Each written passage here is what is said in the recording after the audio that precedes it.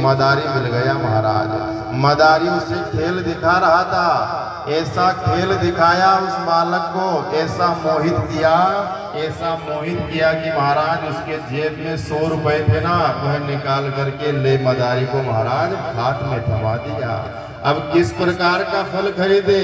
पिता ने 100 रुपए दिए थे, वह 100 रुपए तो महाराज मदारी को दे दिया। अब परेशान हो गया कि पिता को क्या जवाब दूंगा, पिता को क्या फल दूंगा। जाकर के घर आया तो पिता ने प्रश्न किया कि बेटा, मैंने आपको 100 रुपए दिए थे और आपसे कहा था कि ताजा ताजा फल लेकर के आओ, आप फल लेकर के आए हो या नहीं आए हो?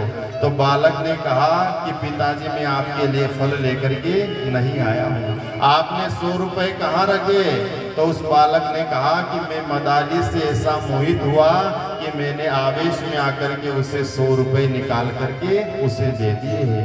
उसी प्रकार से ये प्रसंग कह रहा है कि भगवान ने भी आपको 100 दिन के लिए यहाँ पर भेजा है, और अगर आप इस संसार के इस जादू में फंस गए, मदारी के इस चक्कर में फंस गए ना, तो ये 100 दिन महाराज बेकार हो जाएंगे। इसीलिए संसार में नहीं फंसना है, संसार चलाने वाले के चक्रव्यूह में आपको महाराज फंसना है। संसार के चक्रव्यूह में फंस गए ना तो कैसे भी प्रयत्न करके निकल जाओगे, लेकिन संसार चलाने वाले के चक्रव्यूह में फंस गए तो आप इस भवसागर से महाराज मुक्त हो जाओगे। इसीलिए भगवान ने आपको और हमको मनुष्य का तन दिया है।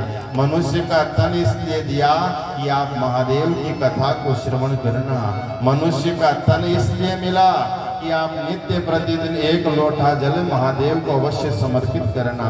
मनुष्य का तन मिला, परिवार में जरूर रहना, लेकिन भगवान का साथ में भजन भी करना। अक्सर लोग कहते हैं ना